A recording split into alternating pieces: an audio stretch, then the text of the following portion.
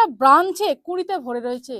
গাছগুলো প্রতিস্থাপন করার পর বন্ধুরা, শীতের ছাদ বাগানে যদি আপনারাও চান আমার মতন এই রকম সুন্দর ছাদ আলো করা, মন ভালো করা ফুল পেতে, তাহলে আপনারা একদম সঠিক ভিডিও দেখছেন। এই ভিডিওটা আপনাদের উপকারে লাগবে। আপনারাও পারবেন আমারই মতন একদম সহজ সরল, হ্যাঁ ঠিকই শুনছেন, সম্পূর্ণ সহজ সরল জৈব পদ্ধতিতে এই রকম ফুল ছাদ বাগানে ফোটাতে। আমি গত কয়েক বছর ধরে এই রকমই ফুল ফোটাই প্রত্যেক বছরই আমার ছাদ বাগানে। নমস্কার বন্ধুরা, আমি শর্মিষ্ঠা। আশা করি আপনারা যে যেখানে বসে ভিডিওটি দেখছেন প্রত্যেকে ভালো আছেন, সুস্থ আছেন, নিরাপদে আছেন, আর অতি অবশ্যই দেখছেন আপনাদেরই পছন্দের YouTube channel gardening and daily blog with Sharmistha.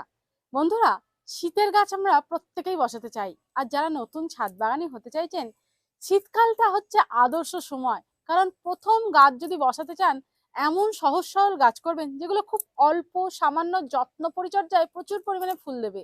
কারণ যত বেশি ফুল পাবো তত বেশি গাছ করার প্রতি আগ্রহ আমাদের বেড়ে উঠবে।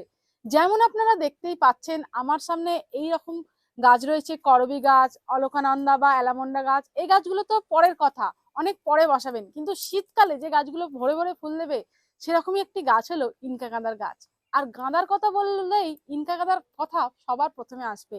ইনকা গাঁদার কি পরিচর্যা করলে প্রচুর পরিমাণে বড় বড় ফুল পাবেন সে সম্পর্কে যদি জানতে চান এই ভিডিও ডেসক্রিপশনে লিংক দিয়ে দেবো, একবার দেখে নেবেন। ইনকা গাঁদার থাম পটের চারা কিনে এনে কিভাবে পরিচর্যা করে এত বড় সুন্দর ফুল ফুটিয়েছি যদি জানতে চান তাহলে এই ভিডিওটা একবার দেখে নেবেন। যাই হোক বন্ধুরা, আজকে আমি যেটা দেখাবো, আজ আমি দেখাবো ইনকা গাঁদার এবছরের আপডেট। এবছর আমি কটা ইনকা গাঁদা বসিয়েছি, কোন পটে কিনেছি এবং তাদের এখন বর্তমান কি অবস্থা রয়েছে, কি পরিচর্যা এবছর আমি করছি সেটাই আপনাদের দেখাবো। আশা করবো আপনারা ভিডিওটা সম্পূর্ণ দেখবেন। তাহলে চলুন আর কথা না বাড়িয়ে ইনকা গাঁদার কোন পটের চারা এবছর আমি কিনে এনেছি, কত টাকার বিনিময়ে কিনে এনেছি এবং কোন পাত্রে কোন মিডিয়ায় বসিয়েছি আপনাদেরকে সেটা এবার দেখিয়ে নিই। বন্ধুরা, আমি এবছর নার্সারি থেকে ইনকা গাঁদার চারা সেকেন্ড পটে মাত্র 10 টাকার বিনিময়ে কিনে এনেছি। আপনারা তো দেখতেই পাচ্ছেন গাছটির শিকড় গাছটির হোল দিয়ে বেরিয়ে গেছে। অতএব এর রিপোর্টিংয়ের দরকার আছে, তাই আমি রিপোর্টিং করার জন্য খুব সাবধানতা অবলম্বন করেছি। আপনারাও আমার মতন সাবধানে, খুব সাবধানে, যাতে না শিকড় ছিঁড়ে যায়, এইরকমভাবে আলতো করে ঠুকে নিয়ে উঁচু জায়গায় সমস্ত শিকড় সমেত গাছটিকে বার করবেন। তারপর আমি জলের 5 লিটারের জারে গাছটিকে প্রতিস্থাপন করেছি। আপনারা জানতে চাইছেন কোন সয়েল মিডিয়া ব্যবহার করেছি। আমি এবছর শীতের সকল প্রকার গাছের জন্য যে মাটিটা প্রস্তুত করেছিলাম এবং তার আপডেট আমি আপনাদের সঙ্গে শেয়ারও করেছিলাম, সেই মাটিতেই কিন্তু আমি গাছগুলোকে বসিয়েছি। গাছগুলো এখন দেখছেন আরও 20 দিন পরের আপডেট। দেখে বুঝতেই পাচ্ছেন পাত্রগুলিতে কত আগাছা ভরে গেছে। আগাছাগুলোকে অতি অবশ্যই কিন্তু আমি তুলে ফেলেছিলাম। তার আপডেট কিন্তু আমি আপনাদের সঙ্গে শেয়ার করতে পারিনি, কারণ ক্লিপিংগুলো সবসময় তোলা থাকে না তাই। যাই হোক, এবারে আসি পিঞ্চিংয়ের কথায়। আরও 6 থেকে 7 দিন পর গাছটার গ্রোথ যখন একটু সুন্দর হয়েছিল, প্রথম কুঁড়ির দেখা মিলেছিল, তখন কিন্তু সেই কুঁড়িটাকে জাস্ট পিঞ্চিং করে দিয়েছিলাম। আর কিন্তু কোনো কিছু আমি গাছগুলোর পরিচর্যা করিনি, শুধুমাত্র একবার পিঞ্চিং করেছি আর দিয়েছিলাম একটি মাত্র জৈব খাবার। সেটা আপনারা এই ভিডিওটিতেই দেখতে পাবেন, একটু ধৈর্য ধরে দেখুন। চলুন, পিঞ্চিং করার পর এবং জৈব খাবার দেবার পর গাছের কি পরিবর্তন হয়েছে এবার দেখাই আপনাদের। বন্ধুরা, এখানে দেখতেই পাচ্ছেন আমার সামনে 9টা ইনকা গাঁদার গাছ রয়েছে, আর প্রত্যেকটা গাছের গ্রোথ দেখুন কত সুন্দর হয়েছে। প্রত্যেকটা ব্রাঞ্চে কুঁড়িতে ভরে রয়েছে। গাছগুলো প্রতিস্থাপন করার পর শুধুমাত্র একটি খাবার একবারই প্রয়োগ করেছি, আর কোনো খাবার আমি এবছর দিতে পারিনি। ব্যক্তিগত কিছু কারণে আমি গাছের পরিচর্যা সত্যি এবছর করতে পারিনি। তাতেও আমার গাছগুলোর গ্রোথ আপনারা দেখুন। প্রত্যেকটা গাছকে আপনাদের দাঁড়ান ভালো করে করে তুলে তুলে দেখাই, দেখলে বুঝতে পারবেন কি সুন্দর প্রত্যেকটা ব্রাঞ্চে ভরে ভরে কুড়ি এসেছে। একটি মাত্র কি খাবার প্রয়োগ করেছি এবং তার কারণেই গাছের গ্রোথ এত সুন্দর হয়েছে, ভরে ভরে কুড়ি এসেছে, সেটা এবার আপনাদের দেখিয়ে দিই। চলুন আপনাদেরকে এবার দেখাই। এটা হলো আমার ঘরে তৈরি করা জৈব মিক্সার।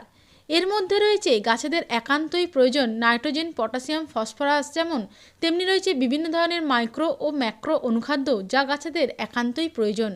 এটা তৈরি করতে আমি নিম খোল, বাদাম খোল, সর্ষের খোল, হাড় গুঁড়ো, শিংকুচি এছাড়া বিভিন্ন উপকরণ মিশিয়ে তৈরি করেছি। যে সকল বন্ধু ভিডিওটি দেখেননি এই ভিডিও ডেসক্রিপশানে লিঙ্ক দিয়ে দেবো। আপনারা দেখতেই পাচ্ছেন একটি মাত্র সার প্রয়োগ করে গাছের কি আমূল পরিবর্তন ঘটিয়েছি। প্রত্যেকটা গাছকে ভালো করে করে আপনারা লক্ষ্য করুন, প্রত্যেকটা গাছে প্রচুর পরিমাণে ফুলের কুঁড়ির কিন্তু দেখা মিলেছে। আমি একবার মাত্র পিঞ্চিং করেছি আর একবার মাত্র 1 মুঠোর বেশি খাবার প্রয়োগ করেছি প্রত্যেকটা গাছের মাটিতে, আর কিছু করিনি। তাতেই কিন্তু আমার গাছের পরিবর্তন এই রকম সুন্দর হয়েছে। বন্ধুরা, গাছের গোড়ার দিকে যখন দেখবেন এরকম উপর দিকে শিকড় রয়েছে, আমি তো মাটি দিয়ে মিক্সার দিয়ে চাপা দিয়ে দিয়েছিলাম, আপনারাও ওইরকম মাটি দিয়ে দিয়ে গোড়াগুলোকে ভালোভাবে চাপা দিয়ে দেবেন। কারণ এই ছোট ছোট সূক্ষ্ম সূক্ষ্ম শিকড়গুলো কিন্তু দ্রুত খাদ্য গ্রহণ করে, আর যত গাছ দ্রুত খাদ্য গ্রহণ করতে পারবে তত গাছের গ্রোথ সুন্দর হবে, আর গাছের যত গ্রোথ সুন্দর হবে, যত নতুন নতুন ব্রাঞ্চ পার হবে, তত কিন্তু সেই গাছে অধিক পরিমাণে ফুলের কুঁড়িও চলে আসবে। তাই নতুন নতুন ছোট ছোট শিকড়গুলোকে গাছের গোড়ার দিকে অবশ্যই মাটি দিয়ে চাপা দেবেন। তো যে সকল বন্ধু চাইছেন শুধুমাত্র একটি সার প্রয়োগ করে ইনকা গাঁদা এবং শীতের অন্যান্য গাছের ফুলের কুঁড়ি আনতে, তাদের বলবো অনায়াসেই করতে পারেন শুধুমাত্র জৈব মিক্সার প্রয়োগ করে এত সুন্দর গাছের গ্রোথ। তাই যে সকল বন্ধুর ভিডিওটা ভালো লাগলো লাইক কমেন্ট শেয়ার করতে ভুলবেন না। আশা করি ভিডিওটা ভালো লেগেছে, তাই এতক্ষণ আমার সঙ্গে আছেন। তাই লাইক কমেন্ট সাবস্ক্রাইব কোনোটাই করতে ভুলবেন না। পাশে থাকবেন, গাছ বসাবেন, গাছের চেয়ে আপন বন্ধু আর কেউ নেই। ভালো থাকবেন, ধন্যবাদ।